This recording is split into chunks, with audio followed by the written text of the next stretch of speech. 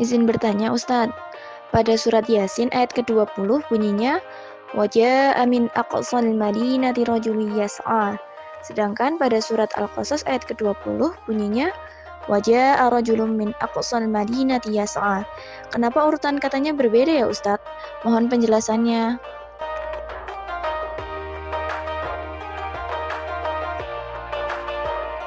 Ya, bismillahirrahmanirrahim. Ini pertanyaan yang sangat bagus sekali.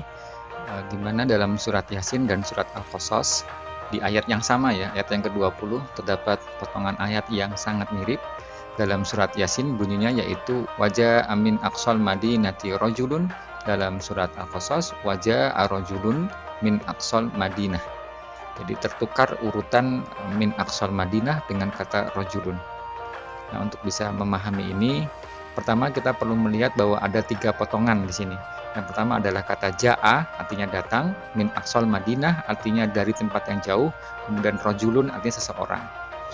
Kata min aqsal madinah, dia berada di belakang kata ja'a, sehingga dia mendeskripsikan kata ja'a itu sendiri.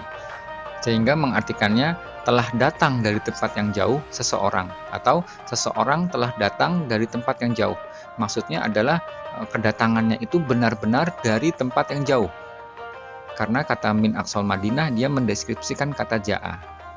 Nah, sedangkan di surat Al-Qasas urutannya yaitu ja'a, rajulun, baru kemudian min aqsal madinah. Kata min aqsal madinah ini dia bisa mendeskripsikan kata ja'a dan juga bisa mendeskripsikan kata rajulun. Jika dia mendeskripsikan kata ja'a, maka maknanya sama seperti dalam surat Yasin, menjadi telah datang seseorang dari tempat yang jauh. Kedatangannya itu memang benar-benar dari tempat yang jauh. Tetapi kata min aqsal madinah ini juga bisa dianggap untuk mendeskripsikan kata rajulun, sehingga dia mempunyai makna yang berbeda, menjadi telah datang seseorang yang berasal dari tempat yang jauh. Jadi kata min aqsal madinah ini menunjukkan asal dari rajulun tersebut. Kedatangannya tidak harus dari tempat yang jauh, yang penting orang tersebut asalnya dari tempat yang jauh. Ya, jadi ini 2 hal yang berbeda. Jadi dalam surat Al-Qasas ini dia bisa diartikan pertama datang dari tempat yang jauh, yang kedua bisa diartikan asalnya orang tersebut dari tempat yang jauh, tapi kedatangannya belum tentu dari tempat yang jauh. Nah, begitu. Itu yang perlu kita pahami. Mungkin mudahnya saya kasih contoh dah. Misalnya ada kalimat begini, Ja'a min Jakarta rajulun. Telah datang seseorang dari Jakarta. Maksudnya ini datangnya ini benar-benar dari Jakarta ke Yogyakarta misalnya gitu ya. Jadi dari Jakarta jauh-jauh datang ke Yogyakarta. Potongan yang kedua, ja'a rajulun min Jakarta. Telah datang seseorang dari Jakarta. Nah, ini bisa 2 maknanya. Yang pertama adalah orang tersebut benar-benar datang dari Jakarta ke Yogyakarta, perjalanan yang jauh.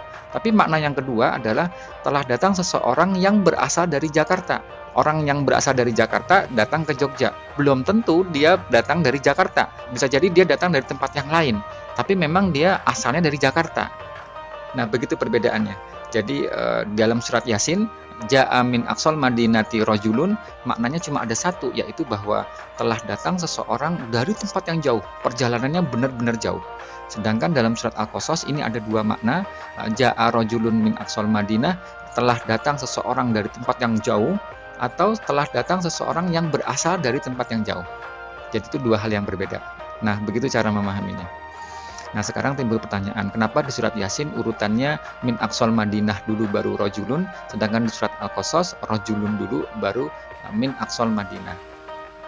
Nah, untuk itu saya perlu memberikan contoh dulu yang sederhana. Misalnya dalam bahasa Indonesia ada kalimat begini, datang tamu dari Arab.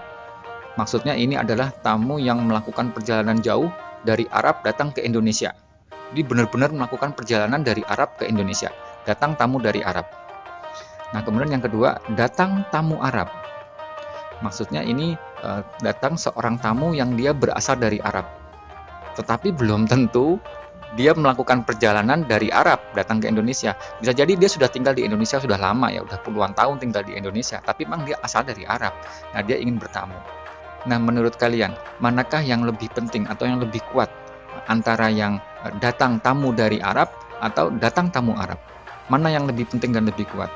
Tentu jawabannya adalah yang datang tamu dari Arab.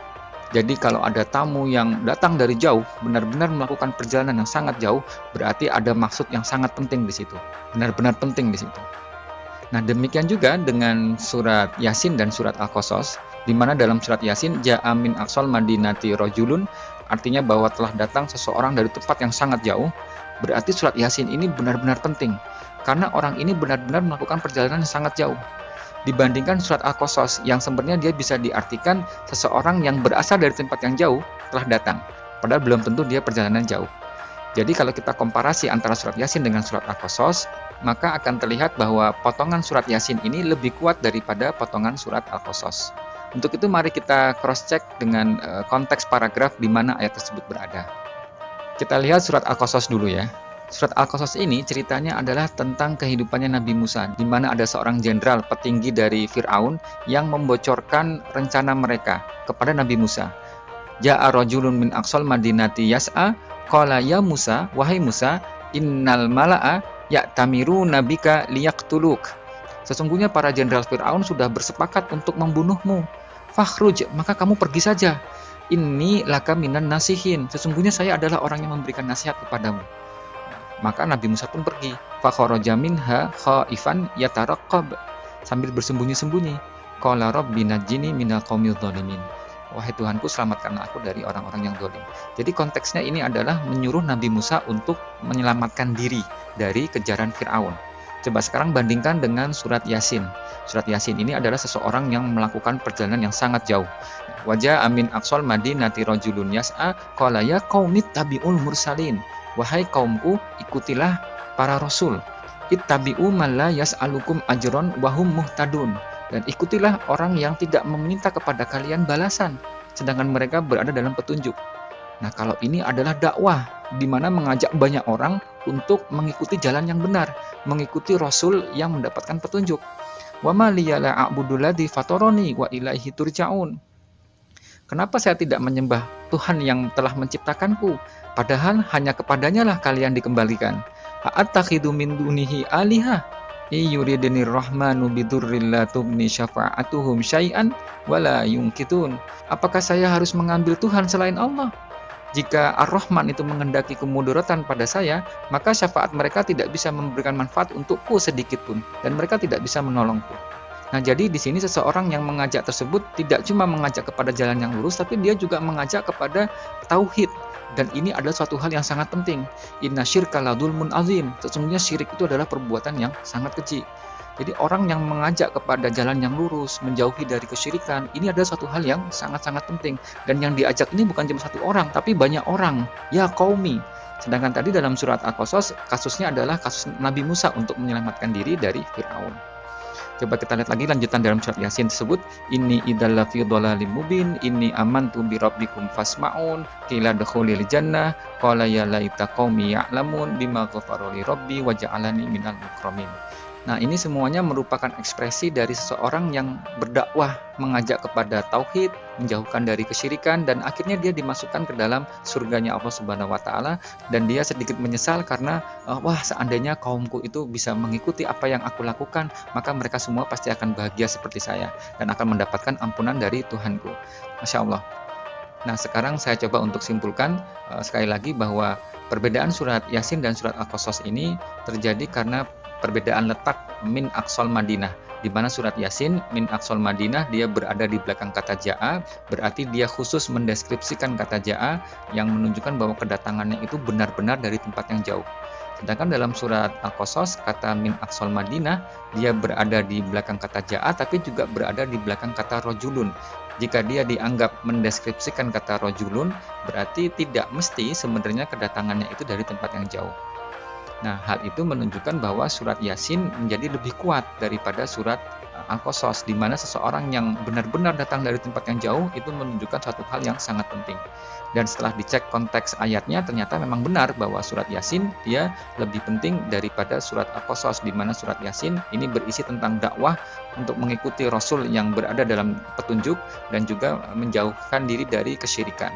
Sedangkan dalam surat Al-Qasas konteksnya adalah tentang Nabi Musa yang diminta untuk menyelamatkan diri dari kejaran Firaun. Subhanallah. Jadi betapa akuratnya Al-Quran dalam memilih urutan setiap katanya itu.